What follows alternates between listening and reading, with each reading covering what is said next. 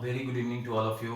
तो last class ये हम पढ़ चुके हैं fundamental particles, electron, proton, neutron. ये तीन फंडामेंटल पार्टिकल्स है और ये दोनों मैंने एडिशनल पार्टिकल्स पढ़ाया था, that was deuteron and positron, sorry deuteron ion and this one is alpha particle. लेकिन फंडामेंटल पार्टिकल्स तीन हैं, these are electron, proton, neutron. Okay, apart from ये तो पढ़ चुके हैं, इसके साथ एक पार्टिकल्स और मैं बताऊंगा, उसको मैं लास्ट में बताऊंगा। अभी इसके बेसिस पे क्वेश्चंस, तो हम चार क्वेश्चंस डिस्कशन करेंगे। एक बार फिर से मैं बोल रहा हूँ, चार्ज इनका -1 +1 इसे पता है, मास का रिलेशन ऑलरेडी इसे लास्ट क्लास में एक्सप्लेन कर चुका हूँ। तो अब we are ready to continue with the questions. We can start the questions portions. तो क्वेश्चंस को मैंने अलग अलग सेगमेंट्स में डिवाइड कर दिया, अलग अलग केसेस में डिवाइड कर दिया, केस 1, केस 2, केस 3, अलग अलग पोर्शंस में डिवाइड कर दिया है। तो जैसे सबसे easy questions, case 1, questions related with mass, ratio of mass. तो case 1, listen, case 1, ये 1 marks questions, very short answer questions, 1 marks का आ सकता है। तो case 1 on the basis of this table, उसके बेसिस पे जितना भी हम पढ़ चुके हैं उसके बेसिस पे क्वेश्चंस क्या आ सकते हैं एग्जामिनेशन में। केस 1, रेशियो ऑफ मास, ठीक है, रेशियो ऑफ मास। ओके, तो रेशियो ऑफ मास क्वेश्चन हो सकता है, calculate the ratio of the mass between electron and proton.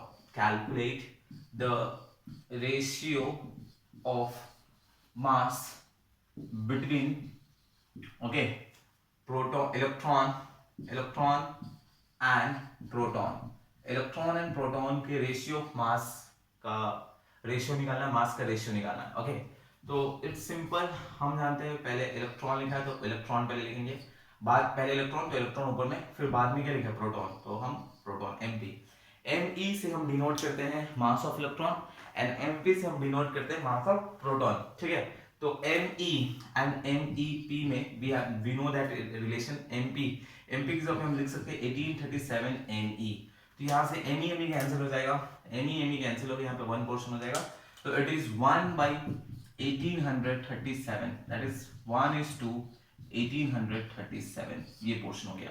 अगर सपोज हम ये टेबल नहीं पढ़े होते तो क्या होता है, मास ऑफ इलेक्ट्रॉन तो हम यहाँ पुट करते हैं 9.1 × 10⁻³ kilogram, mass of proton 1.66 × 10⁻27 kilogram, तो भी आंसर यही आता है, अप्रोक्सीमेटली यही आता है, लेकिन कैलकुलेशंस बहुत लेंदी होता है, तो इसलिए ये टेबल हम पढ़ चुके हैं तो ऑलरेडी, तो हम आसानी से इसको कैलकुलेट कर सकते हैं। तो this is the ratio of the electron, mass of electron and proton. उसी तरह ये पोर्शन हो गया। उसी तरह सपोज कोई क्वेश्चन पूछ देगा, to calculate the ratio of the mass between proton and alpha particle, proton and alpha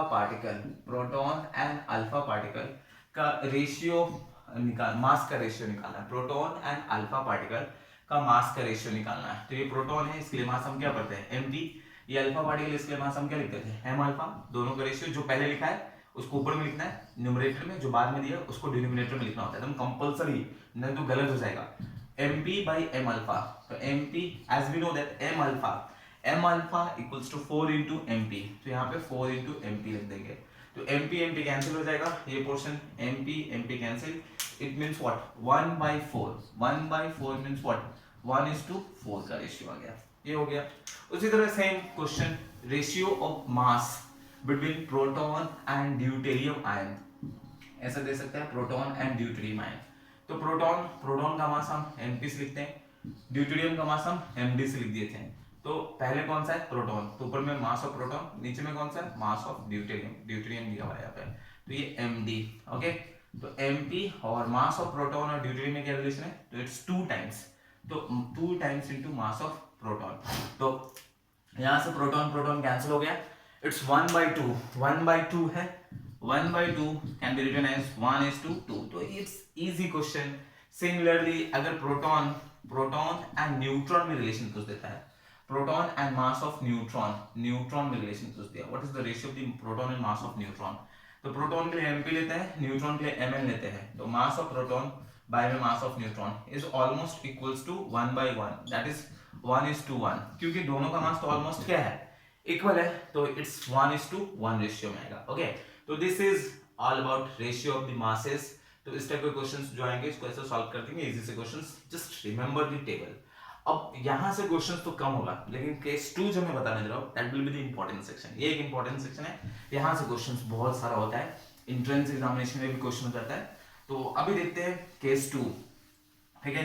तो चलो अभी आते हैं, we are going to the portion case 2। तो केस 2 में देखते हैं, ओके। केस 2 सुनो, case 2 is E by M ratio, E by M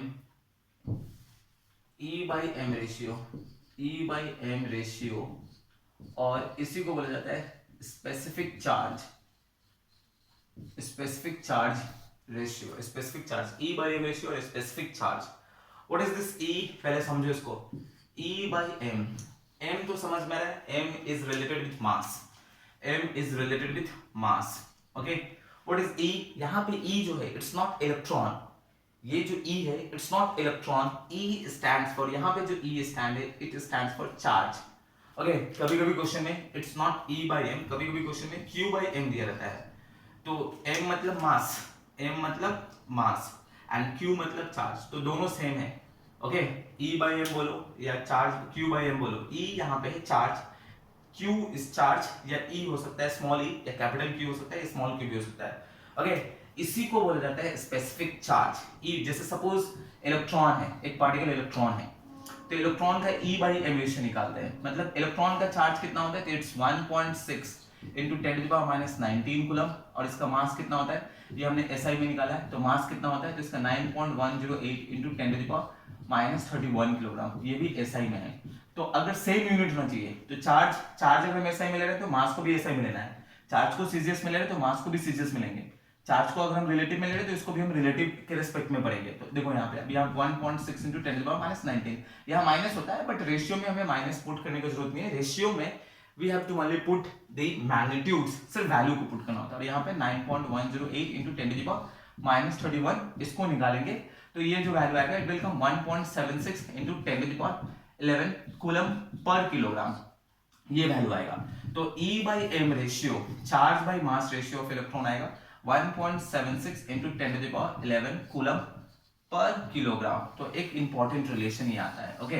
तो ये इसको याद रखना होता है, बट अभी पहले समझो E by M, किसी भी E by M मतलब क्या है, फॉर एनी पार्टिकल, किसी भी पार्टिकल का E by M रेशियो मतलब सेम पार्टिकल का, फॉर दिस किसी भी for any particle to calculate E by M ratio का मतलब क्या है, E by M रेशियो निकालने का मतलब क्या है कि उसी पार्टिकल का उसका चार्ज और उसी पार्टिकल का मास को डिवाइड करके जो वैल्यू आएगा that is E by M ratio, वही उसका E by M रेशियो होता है।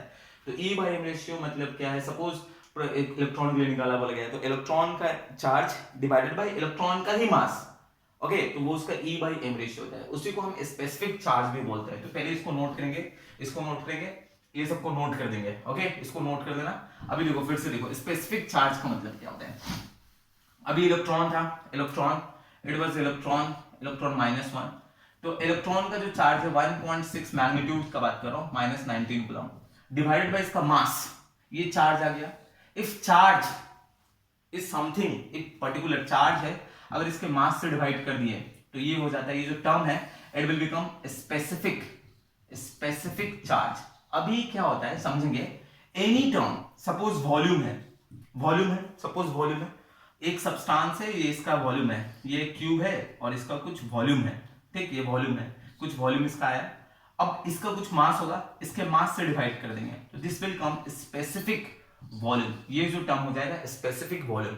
अभी कोई भी टर्म होगा, चार्ज हो गया, वॉल्यूम हो गया, डेंसिटी, सपोज डेंसिटी है किसी का, अब डेंसिटी बाय मास कर देंगे तो it will be specific density, means what, अगर कोई भी एक रिस्पेक्टिव टर्म है, और उसको क्या करते हैं हम, उसके मास से डिवाइड कर देते हैं, उस पर्टिकुलर जिस ऑब्जेक्ट के लिए हम वो टर्म पढ़ रहे हैं उस ऑब्जेक्ट के उसके मास से डिवाइड कर देंगे, then that particular term particular term था उसके आगे में स्पेसिफिक वर्ड ऐड हो जाता है। सपोज इसका चार्ज था, इलेक्ट्रॉन का चार्ज जितना होता है, ओके, अगर इलेक्ट्रॉन के मास से डिवाइड कर देंगे तो ये जो न्यू रेशियो जो आएगा it will be called as specific charge. Suppose volume था, इस क्यूब का वॉल्यूम मैंने निकाला, वॉल्यूम कुछ भी आया, अब इसके क्यूब के मास से डिवाइड कर दिया it will be specific volume. Suppose density मैंने किसी चीज का निकाला और उस पर्टिकुलर सब्सटेंस के मास से डिवाइड कर देंगे तो it will be specific density. तो एनी टर्म, अभी साइंस, अभी से लेकर जब तक साइंस पढ़ेंगे, कभी भी स्पेसिफिक टर्म आ रहा है किसी पर्टिकुलर टर्म्स के आगे में, सपोज स्पेसिफिक x, इसका मतलब क्या हुआ है, x has been divided by its mass, तो वो उसको हम बोल देते हैं स्पेसिफिक। तो एग्जैक्टली सेम देखो, स्पेसिफिक चार्ज, ये E जो है हमारा, ये चार्ज हो गया और उसके मास से डिवाइड कर दिए हैं उस पर्टिकुलर टर्म के मास से, इसलिए होल टर्म को बोल देंगे it is called as specific charge. Specific charge, या just we can say that E by m ratio, that is charge by mass ratio, charge by mass ratio या E by m ratio. तो ये portion है हमारा E by m ratio या charge by mass ratio. अब इससे related questions कैसे होते हैं, इससे रिलेटेड क्वेश्चंस, तो क्वेश्चंस अभी देखो इसमें क्वेश्चंस कैसे होते हैं, एक क्वेश्चंस मैं दिखाता हूं अभी और बाकी क्वेश्चंस में नेक्स्ट वीडियो में बताता हूं। पहले इसमें एक क्वेश्चंस बता देता हूं, ये सब नोट कर लेना है सारा क्वेश्चंस। ओके, ऐसा क्वेश्चन है, पहला क्वेश्चन है, calculate the E by m ratio, E by m ratio between electron and proton. Calculate the E by m ratio between electron and proton. तो एक इलेक्ट्रॉन है और एक प्रोटॉन है, इसके बीच में E by m रेशियो निकालना है।